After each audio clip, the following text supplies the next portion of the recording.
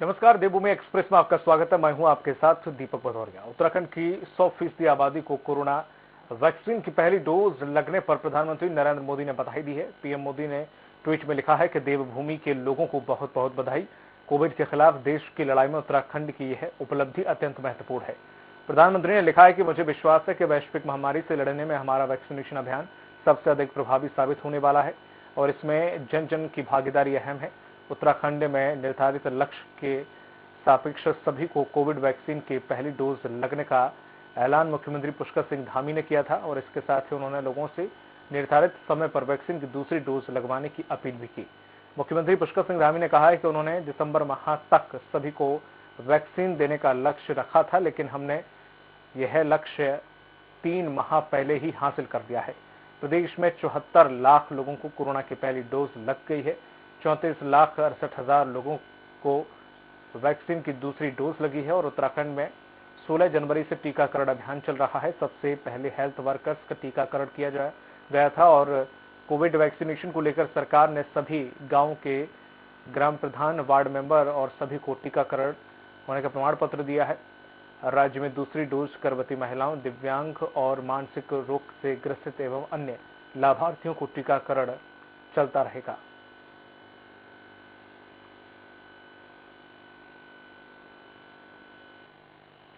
खबर देहरादून से है। टिहरी जिले के नरेंद्र नगर ब्लॉक में रामपुर खेड़ी गांव का निवासी जम्मू कश्मीर के पुंछ में आतंकियों के साथ हुई मुठभेड़ में शहीद हो गया। विधानसभा अध्यक्ष प्रेमचंद अग्रवाल ने सूबेदार अजय रौतेला की शहादत पर गहरा शोक व्यक्त किया है। उन्होंने शोकाकुल परिजनों के प्रति अपनी गहरी संवेदना भी व्यक्त की है। उन्होंने कहा है कि प्रदेश के जवानों ने देश की रक्षा के लिए अपना सर्वोच्च न्यौछावर कर दिया है। विधानसभा अध्यक्ष ने कहा कि सरकार हर तरह से शहीदों के परिजनों के साथ है।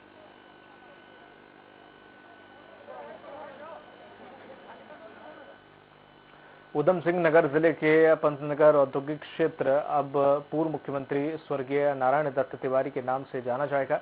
इसकी घोषणा मुख्यमंत्री पुष्कर सिंह धामी ने देहरादून में पूर्व मुख्यमंत्री नारायण दत्त तिवारी के जन्म दिवस और पुण्यतिथि पर कही। मुख्यमंत्री धामी ने कहा है कि स्वर्गीय नारायण दत्त तिवारी ने उत्तर प्रदेश और उत्तराखंड के मुख्यमंत्री के साथ केंद्रीय मंत्री के रूप में राज्य के सर्वांगीण विकास के लिए प्रयास किया। तत्कालीन प्रधानमंत्री अटल बिहारी वाजपेयी ने राज्य को औद्योगिक पैकेज दिया था। उस समय नारायण दत्त तिवारी ही मुख्यमंत्री थे। तिवारी ने अपने व्यक्तिगत प्रयासों से नवसर्जित राज्य में औद्योगिक विकास की नींव रखी थी। तिवारी जी का बहुत बड़ा योगदान रहा है। वो उत्तर प्रदेश के मुख्यमंत्री रहे हैं, केंद्र में कई विभागों के मंत्री रहे हैं, उत्तराखंड के मुख्यमंत्री रहे हैं और जब वो मुख्यमंत्री थे उस समय हमारे देश के प्रधानमंत्री अटल बिहारी वाजपेयी जी ने यहाँ के लिए एक इंडस्ट्रियल पैकेज दिया था और उस इंडस्ट्रियल पैकेज के कारण से सारी इंडस्ट्रियां आई थी यहाँ।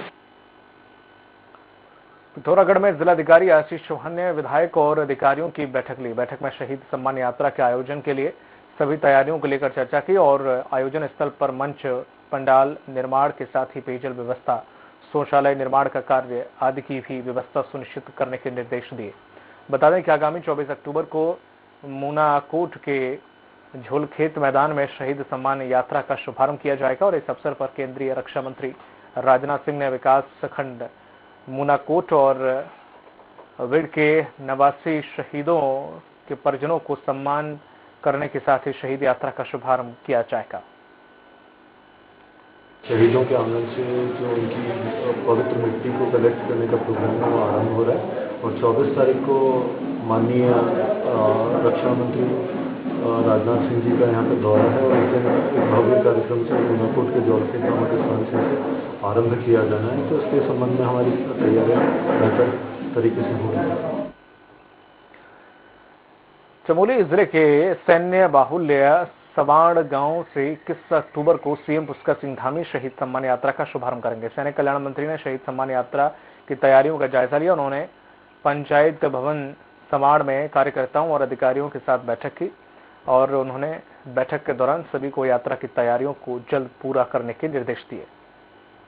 हर शहीद के घर से उस घर की पवित्र मिट्टी को लेकर आएंगे, एक कलश में रख के लेकर और उसके परिवार को एक कागज का सम्मान पत्र हम देंगे और उस पवित्र मिट्टी से सैन्य धाम का निर्माण होगा।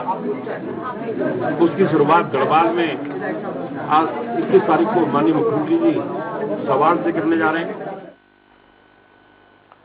मुख्यमंत्री पुष्कर सिंह धामी उत्तराखंड में हो रही बारिश को लेकर जो नजरें हैं वो बनाए हुए हैं। वहीं मुख्यमंत्री पुष्कर सिंह धामी ने बारिश को लेकर आपदा कंट्रोल रूम का जायजा भी लिया और आला अधिकारियों के साथ बैठक भी की। मुख्यमंत्री ने कहा कि वो खुद आपदा पर नजरें बनाए हुए हैं। साथ ही सीएम पुष्कर सिंह धामी ने चारधाम यात्रा पर जाने वाले लोगों से अपील की है कि कल तक कोई भी श्रद्धालु चारधाम यात्रा पर ना जाए। यात्रा पूरी तरह से रोक दी गई है और केदारपुरी में जो कल शाम तक 6000 लोग थे उसमें से लगभग 4000 लोग नीचे आ गए हैं और सभी अपने अपने स्थानों पर सुरक्षित पहुंच गए हैं। जो 2000 लोग बचे हैं उनको भी सबको सुरक्षित तरीके से नीचे ला रहे हैं और लगातार हम लोग इस पर नजर रखे हुए हैं और पूरे 24 घंटे का अलर्ट है।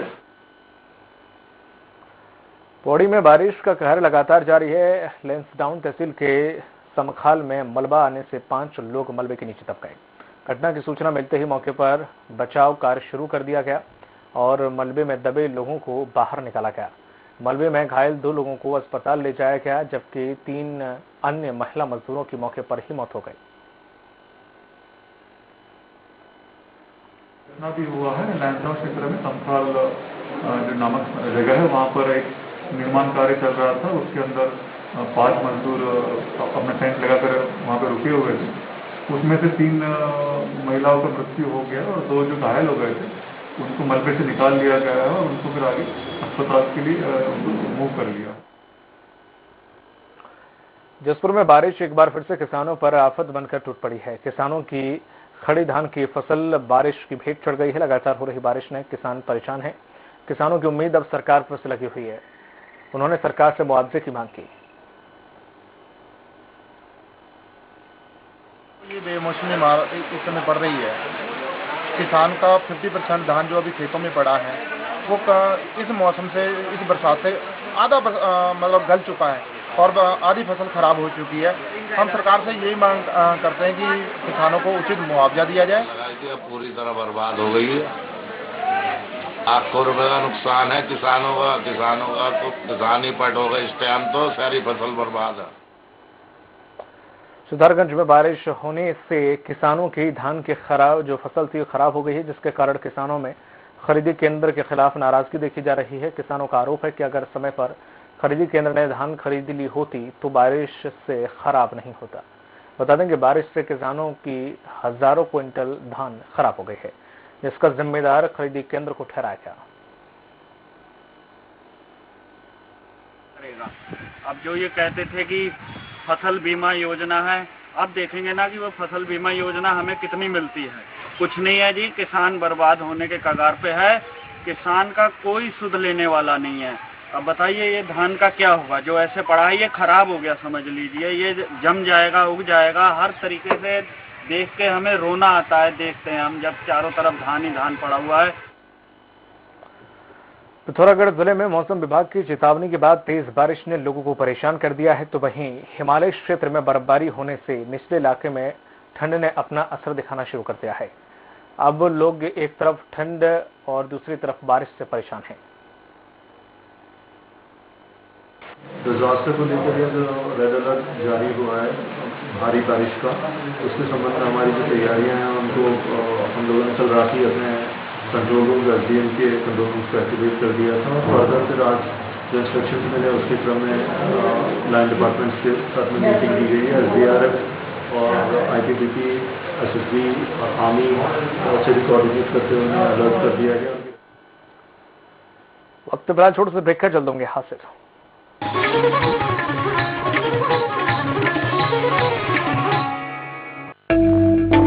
बेटियों को आत्मनिर्भर और सशक्त बनाने के उद्देश्य हेतु मुख्यमंत्री पुष्कर सिंह धामी के कुशल नेतृत्व में बेटियों के कल्याण के लिए उत्तराखंड सरकार द्वारा शुरू की गई नंदा गौरा देवी कन्या धन योजना महिला सशक्तिकरण एवं बाल विकास विभाग द्वारा क्रियान्वित इस योजना के अंतर्गत अनुसूचित जाति, अनुसूचित जनजाति और गरीबी रेखा से नीचे आने वाली बालिका के जन्म पर 11,000 रुपए और 12वीं की परीक्षा पास करने पर 51,000 रुपए सरकार की तरफ से प्रदान किए जाते हैं।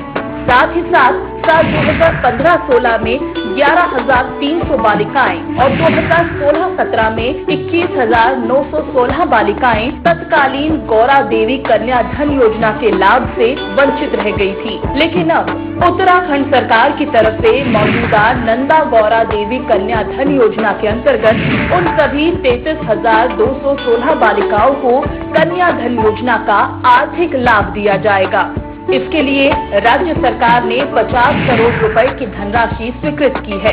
नारी शक्ति के समग्र विकास को समर्पित उत्तराखंड सरकार की तरफ से योजना के लाभ से वंचित रह गई प्रदेश की 33,216 बेटियों को अब मिलेगा उनका आर्थिक अधिकार। बेटी है अनमोल उपहार, शिक्षा है उसका अधिकार। खुदी को आजमाया है अंदाज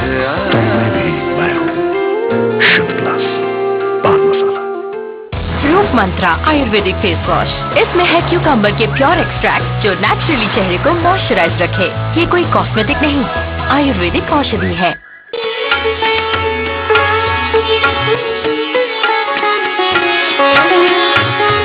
महर्षि उपदेशामृत प्रवाह। देखिए स्वराज एक्सप्रेस में प्रतिदिन प्रातः 6:30 बजे से। मुल्तानी कोका, कफ सिरप, तुलसी, वसा, यस्ती मधु, पिपली के गुणों से भरपूर जो खांसी पर करे तुरंत असर, ताकि बदलते मौसम के साथ आप न बदले।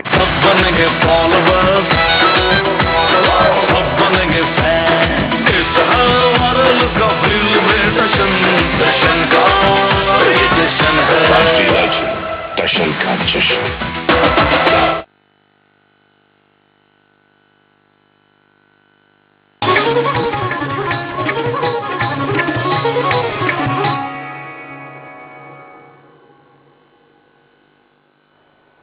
ब्रेक बाद स्वागत आपका। रुक करते हैं अगली खबर की ओर। चमोली के हेमकुंड साहिब, नीलकंठ की पहाड़ियों और बद्रीनाथ धाम में बर्फबारी जारी है, तो वहीं निचले स्थानों पर लगातार बारिश जारी है, जिसको लेकर शासन प्रशासन अलर्ट है और प्रशासन ने मौसम को देखते हुए यात्रा पर रोक लगाई हुई है। वहीं लगातार हो रही बर्फबारी के चलते तापमान में भारी गिरावट दर्ज की गई है।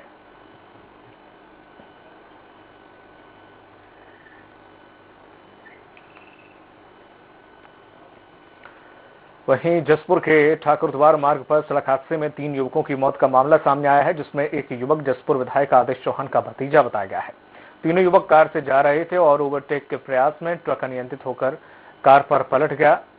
ट्रक पलटने से तीनों युवकों की मौत हो गई है।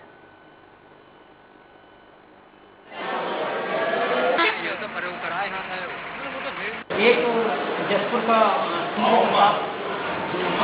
निवासी है, और उसकी उम्र 22 साल थी, और बाकी 2 डेड बॉडी पीयूष और अमन, ये एक निवार मंडी से और एक नीलमवाले से। खबर देहरादून से है, जहां पर मुख्यमंत्री पुष्कर सिंह धामी का अयोध्या दौरा कांग्रेस को खलने लगा है। प्रेस कॉन्फ्रेंस करके कांग्रेस के प्रदेश उपाध्यक्ष ने सीएम के दौरे पर तंज कसने के साथ कई मुद्दे भी उठाए। कांग्रेस प्रदेश उपाध्यक्ष ज्योतिर्सिंह बिष्ट ने कहा है कि सीएम हाल में शहीद हुए 4 जवानों के घर नहीं जाते, लेकिन कन्या पूजन कर सियासी लाभ लेने की कोशिश करते हैं। हमें 4 नौजवान देश की सीमाओं की रक्षा करते हुए, आतंकवादियों से लड़ते हुए शहीद हुए, उनके परिजनों को उनके घर जाकर के उन पर जख्म पर मरहम लगाने के बजाय हमारे मुख्यमंत्री जी अयोध्या जाना जरूरी समझते हैं। शहीदों के परिजनों को जाकर के उनके जख्म पर मरहम लगाना जरूरी नहीं समझते। यही भारतीय जनता पार्टी की उपलब्धि है और इस सरकार को इसका जवाब देना होगा। काशीपुर में ढेला पुल के पास एक बाइक सवार को ट्रैक्टर ट्रॉली ने टक्कर मार दी, जिससे महिला ट्रैक्टर के नीचे आ गई और उसकी मौत हो गई। इधर जानकारी लगते ही पुलिस मौके पर पहुंच गई और मृतक महिला के शव को पोस्टमार्टम के लिए भेज दिया। घर जा रहा था, दम में गाड़ी पीछे साइड में चल रहा था, टिंगारी वाले के, वो आगे चल रहा था मुझसे।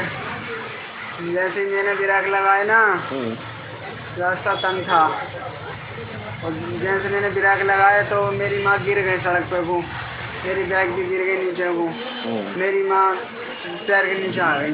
ट्रॉली है जी।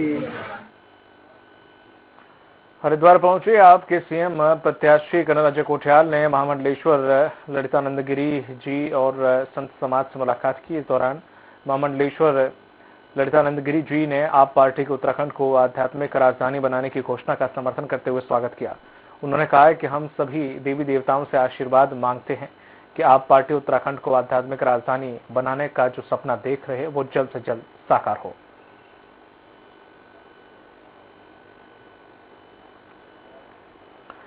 देहरादून में आम आदमी पार्टी के प्रदेश प्रवक्ता ने कांग्रेस और बीजेपी पर आरोप लगाते हुए कहा कि आज आम आदमी पार्टी का जनाधार बढ़ता जा रहा है, लेकिन कांग्रेस और बीजेपी उनके मुद्दों को चुराने में लगे हुए हैं। दरअसल में हरीश रावत के बयान पर आम आदमी पार्टी ने निशाना साधा। उन्होंने कहा कि बीजेपी और कांग्रेस ने पिछले 20 सालों में उत्तराखंड को लूटने का काम किया। विधानसभा चुनाव में उत्तराखंड की जनता इनको जवाब देगी। पार्टी हो चाहे कांग्रेस हो, इन दोनों ही दलों के पास आम आदमी पार्टी के संकल्पों को चुराकर अपना एजेंडा सेट करने के अलावा कोई भी काम नहीं है। आम आदमी पार्टी जिस संकल्प के साथ जनता के सामने जा रही है, भारतीय जनता पार्टी कांग्रेस उसको पीछे से चुराकर अपना हथियाने की कोशिश कर रहे हैं, लेकिन उत्तराखंड की देवतुल्य जनता देख रही है। 20-21 साल से लगातार अदल बदल कर इस उत्तराखंड की सत्ता पर काबिज होकर उत्तराखंड के पतन के लिए जिम्मेदार भारतीय जनता पार्टी और कांग्रेस की सफाई के लिए उत्तराखंड की जनता इस बार मन बना चुकी है और इस बार आम आदमी पार्टी को अपना आशीर्वाद देने के लिए तैयार है। बक्सर में कांग्रेस नेताओं ने कार्यकर्ताओं को सदस्यता अभियान के बारे में जानकारी दी। सदस्यता अभियान प्रभारी ने बताया कि हर विधानसभा में सदस्यता अभियान चलाया जा रहा है। उन्होंने बताया कि बक्सर विधानसभा की जिम्मेदारी संजय वर्मा को दी गई है। जिला अध्यक्ष ने कहा है कि 10,000 से ज्यादा सदस्य बनाने का लक्ष्य तय किया गया है। निर्देशानुसार पूरे देश में संगठन को मजबूत करने के लिए सदस्यता अभियान को एक उत्सव के रूप में मनाया जा रहा है। उनके इसी संदेश को घर घर पहुंचाने के लिए कांग्रेस की रीति नीति को जनता से अवगत कराने के लिए प्रत्येक घर में हमने कांग्रेस ने मिलकर कांग्रेस के कार्यकर्ताओं ने कांग्रेस के कार्यकाल में रखा गया है सदस्यता अभियान का। इसको हर विधानसभा में हमारे माननीय राष्ट्रीय नेता ने ये निर्देश दिए कि हर विधानसभा में 10,000 मेंबरशिप होनी चाहिए। उस पर हमारा एक कार्यकर्ता लगा हुआ है और सब कार्यकर्ता मिलकर प्रत्येक बूथ पर कम से कम 2-3 कॉपियां भरकर हम सदस्यता अभियान को आगे बढ़ाएंगे। ये अभियान जो चलाया गया है, हमारा हर एक कार्यकर्ता बूथ तक पहुंच जाए और लोगों को पार्टी की नीतियों को समझाए और कांग्रेस के हक में अपना मतदान करें। कांग्रेस कमेटी के निर्देश में जो सदस्यता अभियान चला गया है, उसमें प्रत्येक विधानसभा से हमें 20,000 नए सदस्य बनाकर भेजने की जिम्मेदारी दी गई है। लेकिन मैं बक्सर विधानसभा की ओर से आपको आश्वस्त कराता हूं कि मैं लगभग 35,000 नए सदस्य बनाकर अपनी पार्टी को दूंगा और विधानसभा बक्सर। कटिमा में सैकड़ों किसानों ने लखीमपुर खीरी घटना में मौत हुए किसानों के इंसाफ की मांग को लेकर 2 घंटे तक ट्रेन को रोके रखा, जहां प्रशासन के द्वारा काफी समझाने के बाद किसान ट्रेन की पटरी से उठे। वहीं भारतीय किसान यूनियन के जिला अध्यक्ष सरदार गुरसेवक सिंह ने कहा कि लखीमपुर खीरी की घटना में मृतक किसानों के दोषियों पर कड़ी कार्रवाई की जाए। नेता जैसे आपको पता है, उसने हमारे किसानों पर पीछे से जीप चढ़ाई और उसमें हमारे 5 किसान शहीद कर दिए। उसी में आज ये हमने संयुक्त मोर्चे की कॉल थी कि ट्रेन रोको। आज हमने इसलिए कटिमा में ट्रेन रोकी है। उसका मतलब ये था कि वो जो नेता है उसको अभी तक बर्खास्त नहीं किया गया। किसानों की यही खबर देहरादून से है। जिला प्रशासन के द्वारा अम्बेडकर पार्क घंटाघर में कोविड वैक्सीनेशन मेले का आयोजन किया गया। राजपुर विधायक और मेयर ने वैक्सीनेशन मेले का शुभारंभ किया। बड़ी संख्या में लोग कोरोना से बचाव के लिए टीके लगवाने पहुंचे।